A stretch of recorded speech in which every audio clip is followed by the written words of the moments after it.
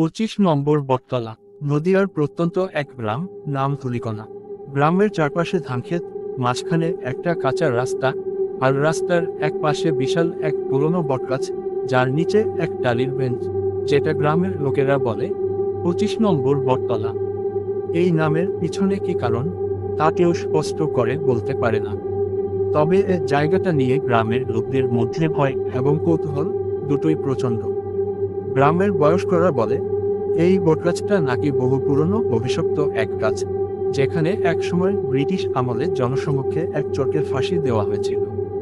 তারপর থেকেই এখানে অদ্ভুত অদ্ভুত ঘটনা ঘটতে থাকে। 2023 সালের গ্রীষ্মকাল। গ্রামের তরুণ সমাজ প্রযুক্তিতে অভ্যস্ত, রাতেও মোবাইল নিয়ে ব্যস্ত। কিন্তু এক রাতে গ্রামের শুভঙ্কর নামের কলেজ পড়ুয়া ছেলেটি হঠাৎ নিখোঁজ হয়ে যায়।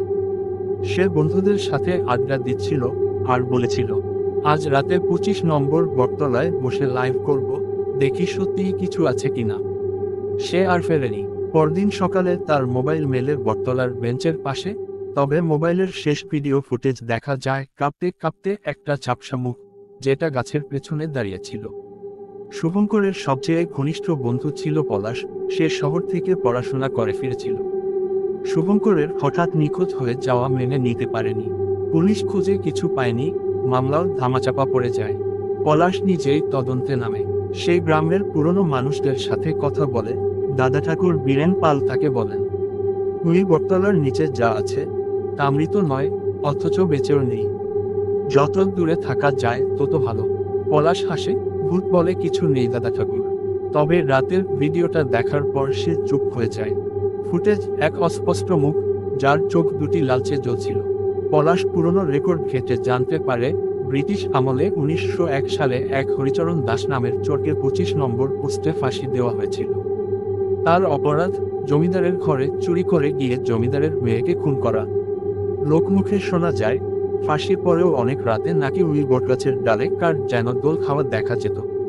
পলাশ সব শুনে সিদ্ধান্ত নেয় সে এক রাত বটতলায় বসে থাকবে।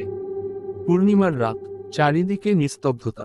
পলাশ বটতলায় এসে বসে, সাথে ক্যামেরা, মোবাইল, ফ্ল্যাশলাইট। রাত 12টা। হঠাৎ হাওয়ার গতি বেড়ে যায়, গাছের পাতাগুলো অদ্ভুতভাবে দুলতে থাকে। বেঞ্চের নিচে যেন কেউ ঘুরে বেড়াচ্ছে। পলাশ টর্চ ফেলে দেখে কিছুই নেই। তারপর একটানা কান্নার শব্দ, একটা পুরুষ কণ্ঠ, যেটা ধীরে ধীরে বলে উঠল, আমার বিচার হয়নি, আমার বিচার হবে কবে। পলাশ ভয়ে থরথর করে কাঁপছে। মোবাইল ক্যামেরায় ফুটেজ তুলছে, কিন্তু স্ক্রিনে কেবল একটা ঝাপসা সাদা অবয়ব, তার চোখ দুটো জ্বলছে। গাছের গায়ে হঠাৎ করে আগুনের মতো লাল লাল দাগ ফুটে ওঠে। 25। পলাশ তখনও পালায়নি। সে জোরে বলে, হরিচরণ, তুমি যদি নির্দোষ হও, আমি তোমার বিচার করব। তবে আমাকে প্রমাণ দাও। গাছের নিচে হঠাৎ এক কঙ্কাল বেরিয়ে আসে, যার হাতে একটা তালা লাগানো চিঠি। চিঠিতে লেখা ছিল, আমি হরিচরণ দাস, নির্দোষ। জমিদার নিজেই তার কন্যাকে হত্যা করে দোষ আমার ঘাড়ে দেয়। বিচার ছাড়াই ফাঁসি। আমি এর বিচার চাই। পলাশ চিঠি ও প্রমাণ নিয়ে থানায় যায়। জেল রেকর্ডস কেটে সত্য প্রমাণিত হয়। 100 বছরের পুরনো মামলায় হরিচরণের নির্দোষ প্রমাণিত হয়। এই ঘটনার পরে আর কেউ বটতলায় কান্না শোনেনি। গাছটা যেন আবার স্বাভাবিক হয়ে যায়। 25 নম্বর বটতলা আজও আছে, তবে এখন সেটা শুধু একটা বিশ্রামের জায়গা।